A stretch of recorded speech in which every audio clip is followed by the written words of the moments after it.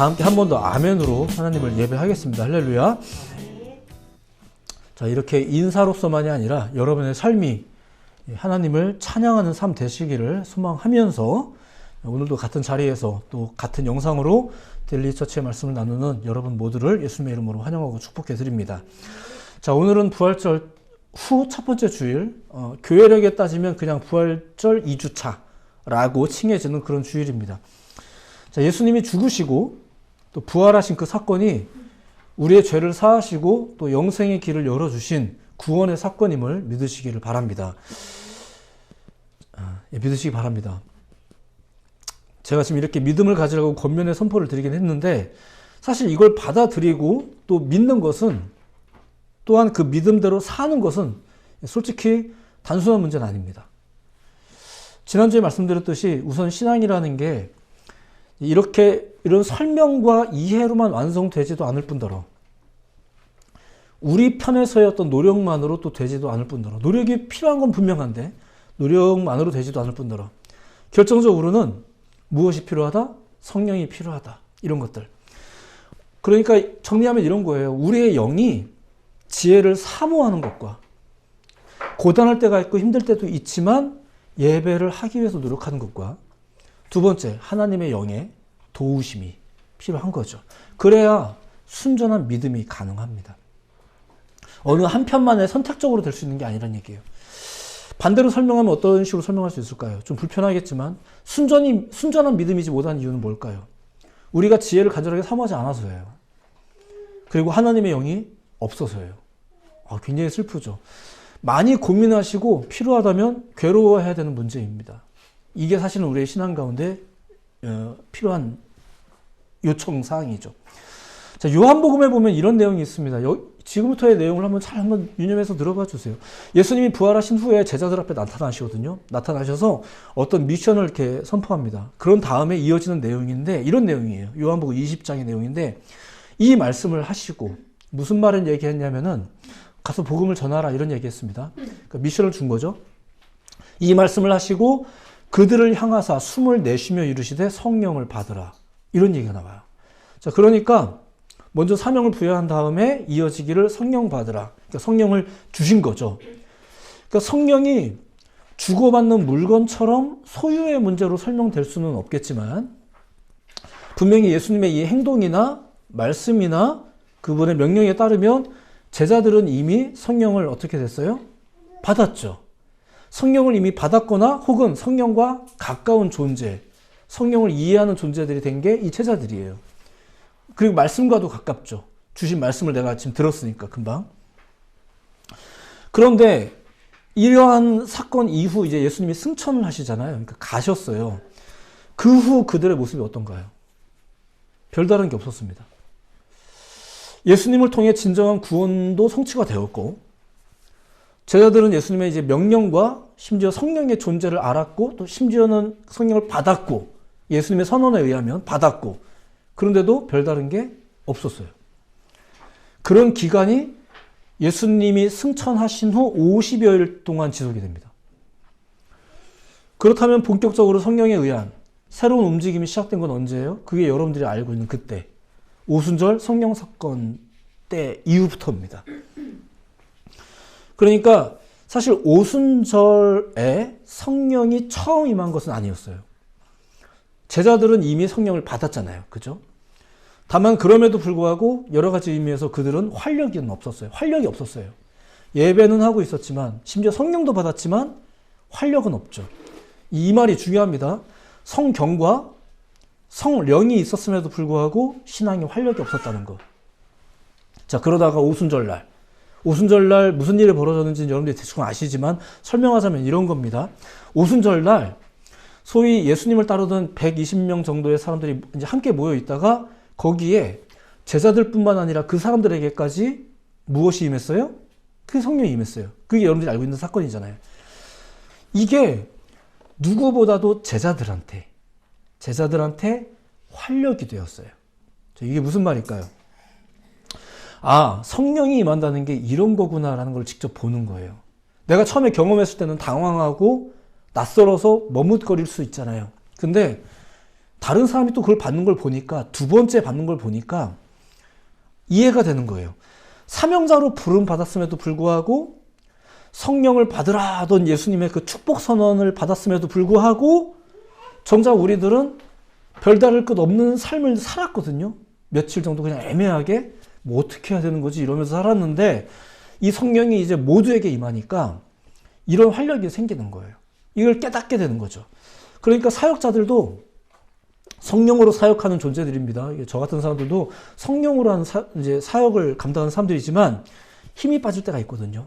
애매할 때도 있고. 근데 언제 힘이 나냐면은 성도들에게 임하는 성령을 보면서 힘이 나요. 활력을 얻죠. 자, 심지어 베드로가 이런 이야기를 하기도 했습니다. 선지자 요엘을 통하여 말씀하신 것이니 일러스되 하나님이 말씀하시기를 말세에 내가 내 영을 모든 육체에 부어주리니, 우리가 즐겨서 부르는 노래 중에 한 가사입니다. 너희의 자녀들은 예언할 것이요 너희의 젊은이들은 환상을 보고 너희의 늙은이들은 꿈을 꾸리라. 이런 이야기를 합니다. 이게 뭐냐면 이런 겁니다. 아하, 성령이 사명자들에게 뿐만 아니라 누구에게든지 임할 수 있구나. 이것이 요엘서의 예언에 이미 기록되어 있었구나라는 것을 누가 지금 떠올린 거예요? 베드로가 떠올린 거죠. 그리고 그 얘기를 이 오순절 사건을 보면서 막 사람들이 놀라고 있는 사람들한테 지금 베드로가 설명을 하는 거예요. 그게 사도행전 2장의 베드로의 설교입니다. 목회자들은 일반적인 경우를 이야기하는 겁니다. 목회자들은 혹시 이제 어떻게 생각하시는지 잘 모르겠지만, 목회자들이 이제 독단적인 자기 주장이나 자기 종교심이나 또 심지어는 이제 하나님의 응답, 자기가 받은 하나님의 응답만으로 모든 걸 결정하고 행하는 건 아닙니다. 이게 제가 설명이 적절한지 모르겠습니다만, 말하려는 의도는 이런 겁니다.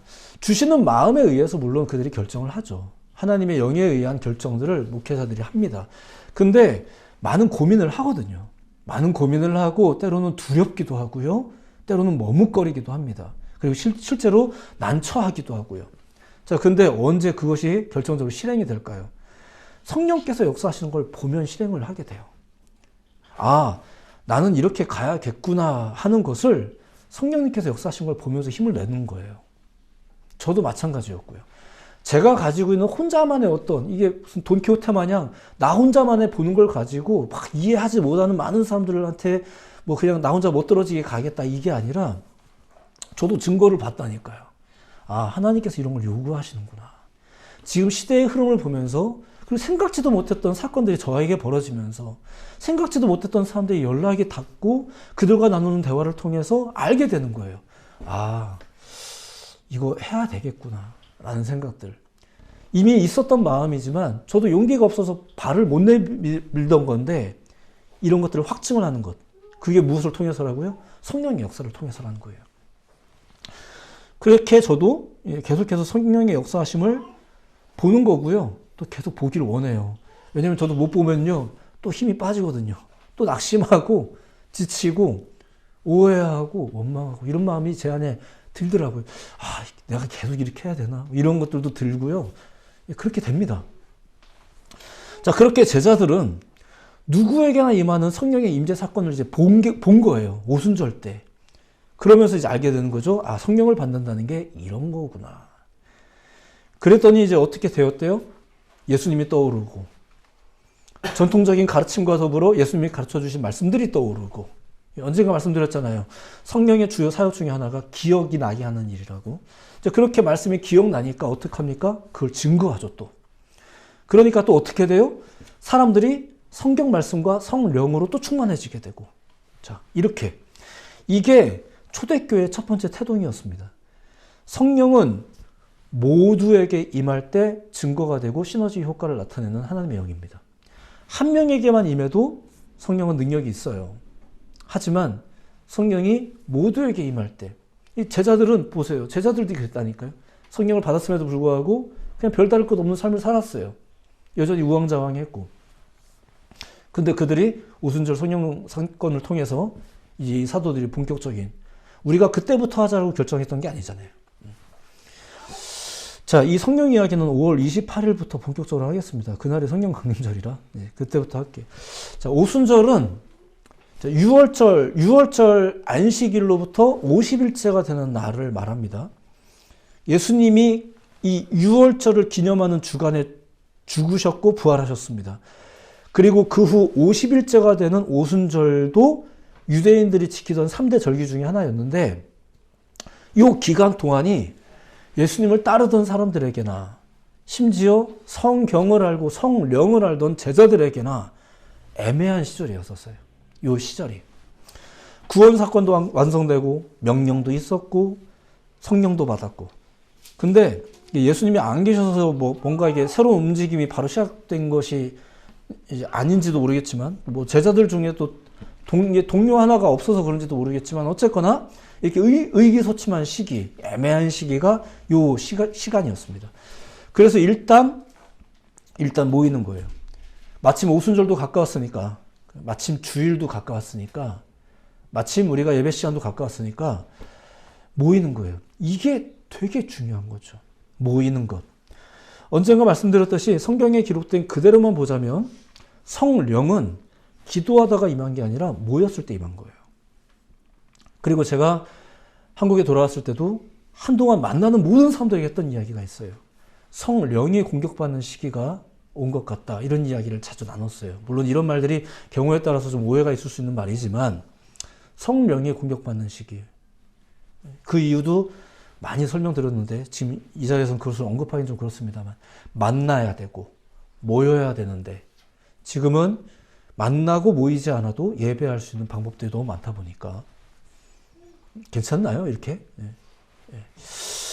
자, 어쨌든 개별적으로는 제자들에게도 성령이 임하긴 했지만 분위기상 뭔가 난감한 기간, 그 기간이 교회력으로 따지면 지금 우리가 보내고 있는 요 시기입니다. 이 절기에 맞춰서 우리가 굳이 감정이입을 할 필요는 없겠지만 우리는 지금 이 시기를 보내는 동안에도 잊지 말아야 될 것이 있습니다. 그것을 이제부터 소개하려는 거예요. 몇몇 사람들을 통해서. 자, 오늘부터 언급될 인물들이 있는데 이제 오늘날에 와서는 이 인물들이 좀 특별하게 여겨지는 존재들입니다. 아직 제가 이름도 한 명도 꺼내지도 않았는데 이 사람들이 나름대로 좀 특별하게 기억되는 사람들이에요. 그런데 1차적으로 그들이 가지고 있는 가치는 어떤 식으로든 예수님을 만났다는 거겠죠. 예수님을 만났다는 것. 자, 인류의 역사 속에서 하나님이 육신이 되어서 오셔가지고 머무셨던 기간은 33년 정도입니다. 그 중에서도 사역을 통해 대중적으로 드러나신 것은 불과 3년.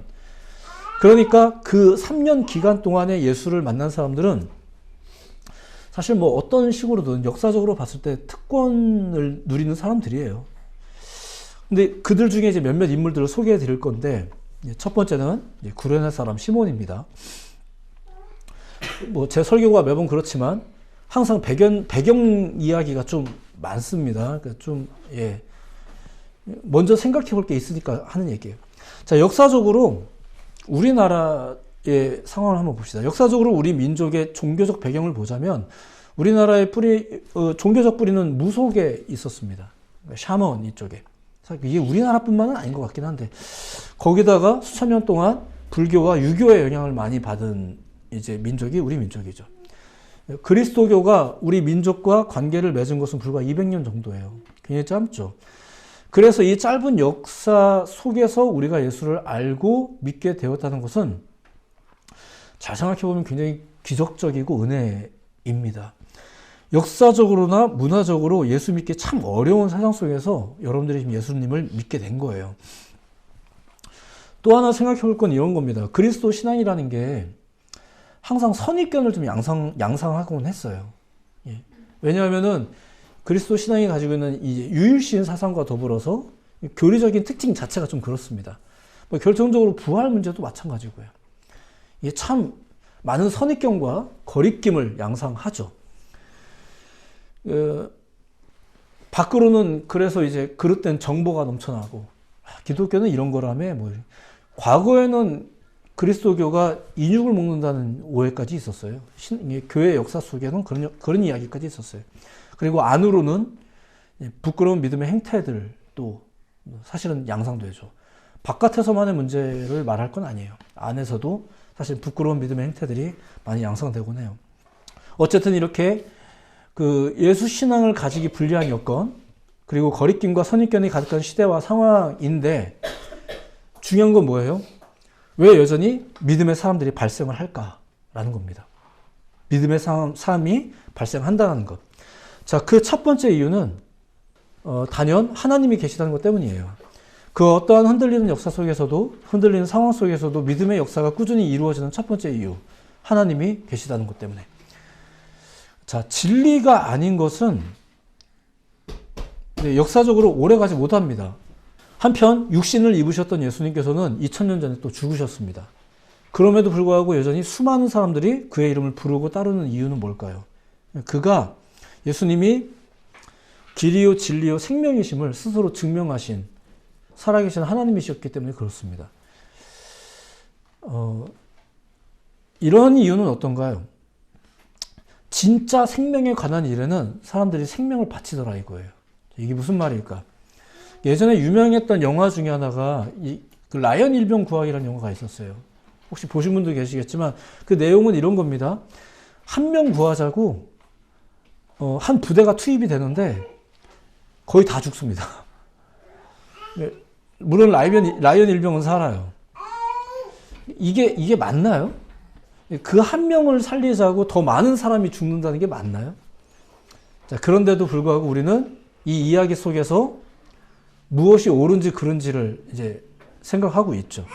예수님은 진리를 증명하는 유일한 분이시며 또 살아계신 하나님이십니다. 그래서 그 어떤 시대와 상황 속에서도 예수님을 향한 믿음의 사람들은 항상 발생을 했던 것이고, 그 심지어는 그 예수님 때문에 누군가는 목숨을 걸기도 하는 거예요. 이게 다 하나님이 실존하시기 때문에 그렇습니다. 자, 또 하나는 이런 겁니다. 자, 하나님이 실존하신다는 이유, 이게 첫 번째고요. 두 번째는 하나님이 우리를 사랑하셨기 때문이에요. 자, 우리가 이런 말을 가끔 합니다. 저 사람은 다른 사람을 이끄는 힘이 있어 라든가, 뭐 저 사람은 자꾸 보게 돼, 어떤 사람인지 궁금해, 이런 말을 어떤 사람한테 쓰는 경우가 있어요. 매력이 있다는 얘기겠죠. 뭐 예뻐서든 친절해서든 뭐 내 취향에 맞아서든 그런 게 있어요. 일종의 사랑이죠. 그러니까 사랑은 끌어당기는 힘이 있습니다. 끌어당기는 힘, 이어지는 힘, 그게 사랑이죠. 그건 아주 강력합니다. 하나님과 우리 어떻습니까? 하나님 사랑하십니까?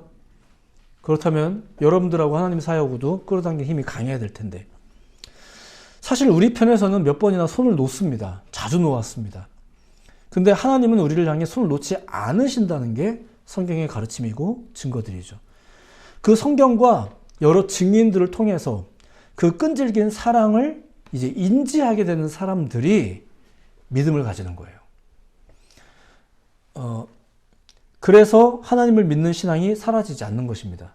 여전히 하나님은 우리를 사랑하시니까. 자, 우리가 보고 들은 최고의 하나님의 사랑은 뭡니까? 당신의 아들을 십자가에 달려 죽게 하시기까지 이제 하셨다는 거죠. 희생입니다. 희생은 모름지기 사랑의 최고봉이죠. 우리의 존재 가치가 높아지는 것은, 여러분들의 존재 가치가 높아지는 것은 내가 노력을 해서 신앙을 했기 때문이 아니라 그분이 나를 위해서 죽으셨기 때문인 거예요. 그게 우리의 존재 가치를 높이는 가장 큰 이유입니다. 제가 목사 안수 받을 때, 저는 꽤 오랜 세월 동안 전도사 생활을 했는데, 그래서 목사 안수 받는 게 굉장히 낯설고 쑥스러웠어요. 그리고 심지어는 그 안수 받는 과정이 굉장히 좀 미비했습니다. 제가 준비가 잘 안 돼 있었어요. 그런데 그런 제가 이제 새로운 직임으로 변모하는 일을 위해서 섬겨주셨던 분들이 있었거든요. 저는 그런 분들의 헌신과 또 기도와 존중으로 목사가 되었고요. 목사 사역을 시작할 수 있었습니다. 저는 그때도 그분들을 보면서 아, 이거 해야 되는 거구나 라는 생각을 했어요. 그러니까 내 안에 목사가 너무 되고 싶다 이게 아니고요. 좀 부끄럽긴 한데 그런 게 아니라 내가 이 길을 가야 되는 거구나 라는 생각을 그런 분들을 통해서 봤어요. 그런 성령의 사람들을 통해서. 우리가 하나님의 사랑을 받는 존재라는 사실에 많이 감사해야 됩니다. 자, 이게 이제 세 번째 또 이유가 될 수 있을 것 같습니다. 우리가 하나님을 믿게 되는 세 번째 이유는 우리와 이웃의 관계 때문이에요. 일반적으로 사람들이 처음 믿음을 갖게 되는 이유를 이렇게 들어보면 뭐 가족이든 누구든 간에 대부분 다른 사람의 관계를 통해서였습니다. 이게 결코 당연하지 않은 겁니다. 굉장한 우연인 거예요. 굉장한 은혜인 거죠. 우리나라의 복음을 전한 선교사 중에 아펜젤러라는 선교사가 있어요. 그는 이제 젊은 시절부터 선교에 대한 관심이 컸다고 합니다. 자, 그런데 그의 친구 중에 와즈워드라는 친구가 있었거든요. 그 와즈워드가 한국에, 그리고 아펜젤러 본인은 일본으로 선교사가 되어서 나가는 게 꿈이었었어요. 근데 와즈워드가 한국형을 포기한 거예요. 그러면서 아펜젤러가 대신 한국 온 거예요. 그 아펜젤러에 의해서 우리나라의 근대 교육과 또 감리교회 운동이 이제 활발해진 거죠. 이런 사건과 만남 때문에 우리나라의 믿음의 역사가 지금까지 이어져 오게 된 겁니다. 자, 지금까지 이야기를 정리하면 이런 거죠. 이 모든 것을 주관하신 분이 누구다? 하나님이다라는 것. 오로지 하나님이라는 존재가 이 모든 이야기를 주도하셨습니다. 자, 이렇게 긴 서원을 말씀드렸고요. 이 이야기를 이제 앞으로 한 50여일 동안 이야기하려는 거예요. 그런데 이제 오늘 한 명 소개해드리는 거죠. 구레네 사람 시몬이라는 사람을. 다음 주에는 두 강도 이렇게 이제 소개할 건데, 성경에 잠깐 등장한 사람들 소개할 건데, 사실 별건 없습니다. 우선 기억해야 될 것은 바로 이 하나님이다라는 사실을 지금 먼저 말씀을 드리면서, 이 꽤 긴 서원을 지금 말씀드리면서 이야기를 진행해 나가는 거죠.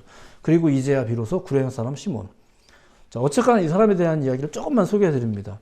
오늘 본문 마가복음 15장 21절을 보면은 이런 말씀이 있어요. 마침 알렉산더와 루포의 아버지인 구레네 사람 시몬이 시골로부터 와서 지나가는데 그들이 그를 억지로 같이 가게 하여 예수의 십자가를 지우고, 이런 말씀이 있어요. 시몬은 알렉산더와 루포라는 아들을 둔 사람이었다고 합니다. 마가복음 기자가 그 아들들 이름까지 언급한 것을 보면서 많은 신학자들이 말하기를 오늘 소개하는 이 사건 이후에 그의 가족들이 모두 구원받은 그리스도인이 되었다라고 이렇게 설명하고 있어요. 자, 또한 구레네 사람이라는 말이 있는데 이 말은 그가 이제 다른 지역에 살던 디아스포라 유대인이란 뜻입니다. 그러다가 6월절 행사를 지금 참여하려고 지금 여기 온 거죠. 그런데 그런 그의 앞으로 지금 우연히 예수님이 십자가를 지고 지나가게 된 거예요. 그리고 당시 예수님의 상황은 어떤 상황이에요? 많은 채찍질과 상처 때문에 탈진 상태였었습니다. 당시의 십자가형이라는 것은 십자가형을 받은 죄수가 자기가 달리게 될 십자가를 짊어지고 가야 되는 겁니다. 근데 예수님께서는 지금 그럴 상태가 또 아니었던 거죠. 그런데 마침 그때 구레네 사람 시몬이 로마 군사들 눈에 띈 거예요. 그러니까 예수님에게 선택받은 게 아니고 로마 군사들에게 눈에 띈 거예요. 그리고 이제 로마 군사들이 시켰죠. 자, 이 구레네 사람 시몬은 유대인입니다. 유월절을 지키기 위해서 온 유대인. 그리고 당시 유대인들은 이렇게 특별하고 중요한 절기에는 부정한 것을 좀 더 멀리 해야 된다라는 관습이 있었어요. 예를 들면 피라든가 시체라든가 또 이런 극악무도한 죄인의 형틀인 십자가라든가 이런 거 만지면 안 되죠.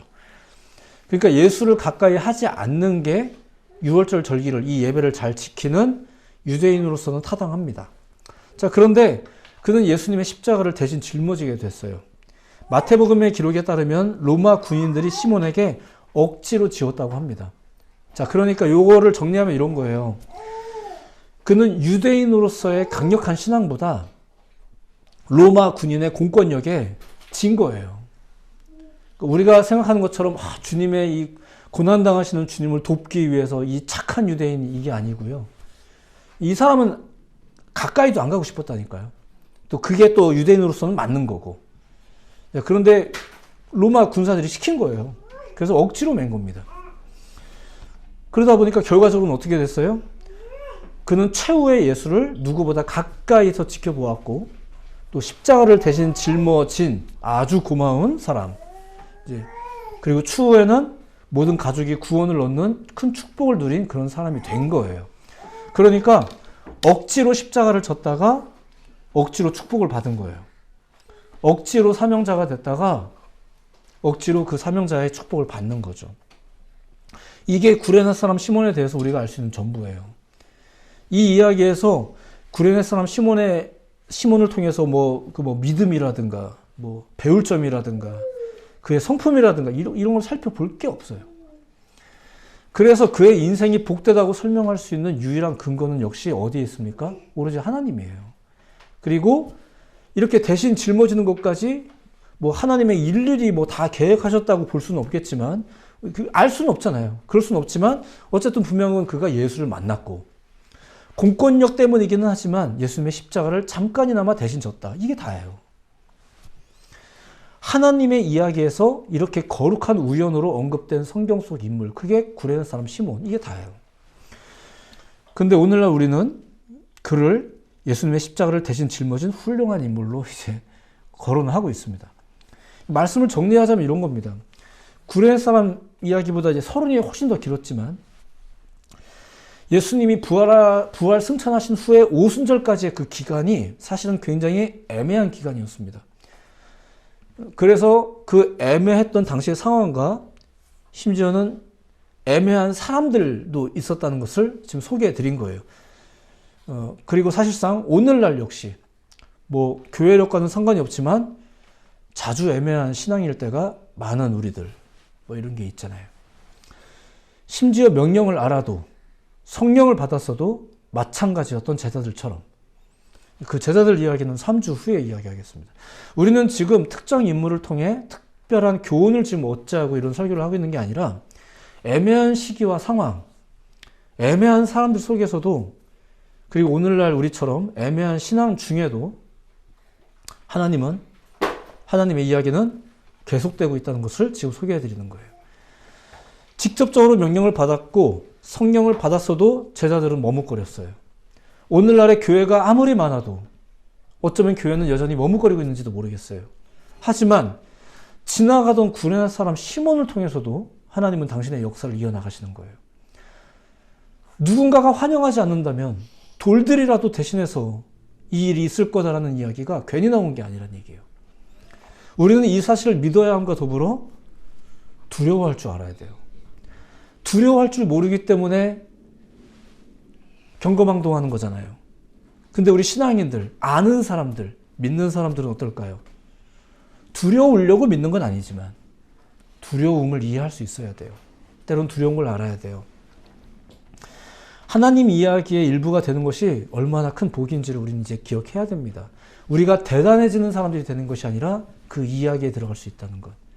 대단해서 우리가 하나님의 이야기에 들어간 것이 아니라 그분의 역사하심 곁에 있을 때, 예수님을 만날 때, 때로는 은혜를 받았음에도 불구하고 아무것도 하지 못하는 우리이지만, 때로는 성경을 알아도 아무것도 하지 않는 우리들이지만, 때로는 성령을 받았음에도 불구하고 여전히 머뭇거리고 있는 우리들이지만, 또 그 성령이 지금도 살아서 역사하시는 것을 지켜볼 때는 힘이 나요. 혼자만의 고집이 아니라. 그래서 누군가만 있어야 된다고 세상에 변화가 일어나는 것이 아니라 모두가 하나님의 백성들이 움직여야. 그래서 교회가 중요한 거예요. 한 명 한 명의 아주 기가 막힌 종교적 영웅들이 필요한 게 아니라 한 명 한 명의 사람들이 모여서 만나서 함께 하면서 나누면서 하나님의 영의 이야기를 나누면서 지난 이야기, 하신 말씀의 이야기, 지금도 유효한 이야기를 나누면서 교회가 세워지는 거죠. 저희도 그렇게 시작된 거예요.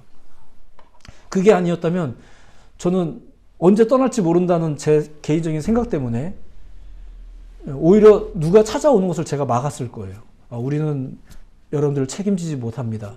이런 마음이 실제로 초반에 그런 마음이 제 안에 많이 컸었고요. 저는 지금도 이렇게 돌아가는 것이 이해가 잘 되지는 않습니다. 하지만 하나님께서 역사하시는 것이 무엇인지를 계속 주목하면서 저도 이렇게 믿고 있고 사역하고 있는 중인 거예요. 우리 모두가 하나님 이야기의 일부가 되기를 예수님의 이름으로 소망해 봅니다. 우리의 영이 하나님의 영에, 하나님의 이야기에 반응하고 노력할 줄 알아야 돼요. 왜냐하면 하나님은 성실하시니까 믿으시기 바랍니다. 그럼 끝났나요? 아니에요. 우리도 하나님의 이야기 앞에서 성실할 줄 알아야 돼요. 예배를 귀하게 여길 줄 알아야 되고, 말씀을 귀하게 여길 줄 알아야 되고, 예전보다 쉬워졌다고 해서 좋아할 게 아니라, 더 많은 방법이 생겼다고 해서 쉽게 여길 게 아니라, 그래서 만나고 예배하고 이걸 계속 강조하는 이유가 너무 중요한 거죠. 우리의 영이 하나님의 영에, 하나님의 이야기에 반응하고 노력하는, 심지어는 본인의 의사는 아니었지만 등장했던 구레네 사람 시몬을 오늘 소개해드렸어요. 대단한 게 하나도 없는 사람인데 너무 귀하게 우리 가운데 인식되어진 한 인물을 소개해드린 겁니다. 그런 믿음으로, 그런 도전으로 새로운 한 주를 살아가시는 여러분들 모두가 되기를 예수님의 이름으로 축복해 드립니다. 기도하겠습니다.